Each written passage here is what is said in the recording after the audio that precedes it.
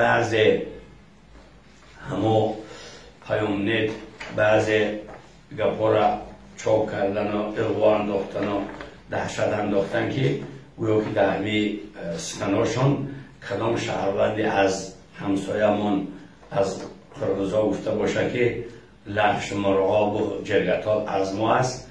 این را گویا که اغوا انداخته استن این پیام نت و این نهضت اسلامی گویا که تاجیکستانی ها ضعیفن و آنها قویان و مردم گویا که یعنی دهشت و وحشت همی اندازن و روح افتاده میکنن. نیکی مردم تاجیکستانی ما مردم سال 92 نیستن که در آب و گپ هر کس براون و فریفته هر سخنهای پست و بلند شوند.